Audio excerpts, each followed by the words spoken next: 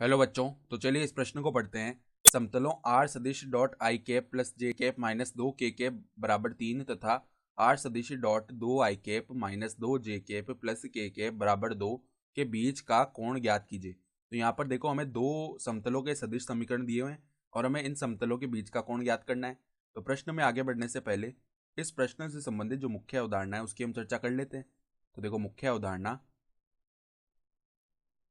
अवधारणा देखो क्या हो जाएगी हमारे पास में। यदि यदि दो सदिशों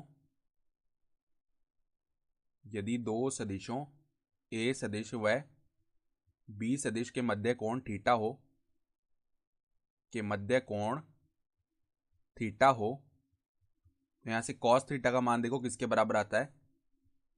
ए सदिश अदिश गुणा में बी सदिश बट्टा में ए सदिश का मापांक गुणा में बी सदिश का मापांक, ये होता है।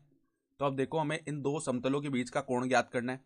तो इन समतलों के बीच का जो कोण आएगा वो इनके अभिलंबों के बीच के कोण के बराबर ही होता है। ठीक है, तो हम क्या करते हैं, इनके जो अभिलंब है, यानी कि जो पहला समतल है इसका अभिलंब है आई कैप प्लस जे कैप माइनस दो के कैप, ये इसके अभिलंब को प्रदर्शित करता है। और दूसरे समतल के लिए जो अभिलंब है वो दो आई कैप माइनस दो जे कैप प्लस के कैप हो जाएगा। तो इनके बीच का जो कोण आएगा वही इन समतलों के बीच का कोण आ जाएगा। ठीक है, तो अगर हम पहला अभिलंब लिखें पहले समतल का, तो वो क्या है, आई कैप प्लस में जे कैप माइनस में दो के कैप।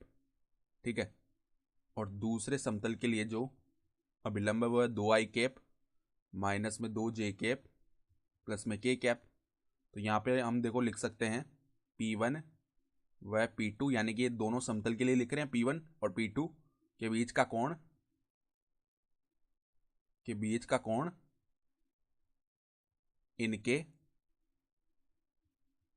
इनके अभिलंब के बीच के कोण के इनके अभिलंब के मध्य के कोण के बराबर होगा, मध्य के कोण के बराबर होगा। ठीक है, तो अब हम क्या करते हैं, N1 सदिश और N2 सदिश जो है उनके बीच का जो कोण है वो निकाल लेते हैं। तो वो कैसे निकालेंगे, यहाँ पर कॉस थीटा बराबर में पहले इनका अदिश गुणन करेंगे, यानी कि आई कैप प्लस में जे कैप माइनस दो के कैप, ये तो N1 सदिश है। और डॉट में क्या आ जाएगा, दो आई कैप माइनस दो जे कैप प्लस में के कैप, बट्टा में देखो इसका परिमाण लिखेंगे N1 सदिश का। तो वर्गमूल में परिमाण लिखने के लिए क्या करते हैं हम, आई कैप जे कैप और के कैप के जो गुणांक है उनका वर्ग करके जोड़ देते हैं। तो यहाँ पे एक प्लस में एक और माइनस दो का वर्ग हो जाएगा चार, तो प्लस में चार आ जाएगा। ठीक है, फिर वर्गमूल में देखो यहाँ पे N2 सदिश का परिमाण लिखेंगे तो चार प्लस में एक, ये बन जाएगा। ठीक है, तो यहाँ पे देखो ऊपर अदिश गुणन करेंगे तो I cap dot I cap J cap dot J cap और के कैप डॉट के कैप, इसका मान एक होता है। यहाँ से देखो आपस में गुणांक गुणा होंगे, यानी कि आई कैप गुणा हुआ दो आई कैप से तो दो बन जाएगा। फिर जे कैप गुणा होगा माइनस दो जे कैप से तो माइनस का दो। फिर माइनस दो के कैप गुणा होगा के कैप से तो माइनस का दो, ये आ जाएगा।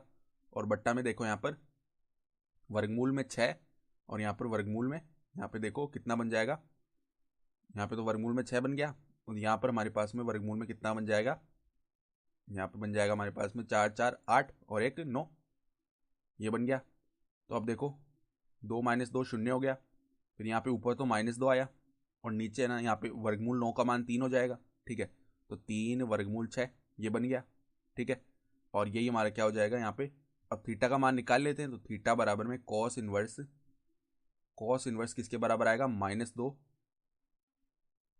दो बट्टा में तीन वर्गमूल छः। ठीक है, तो यही हमारा क्या हो गया, कोण आ गया। तो हमारा उत्तर भी यही हो जाएगा।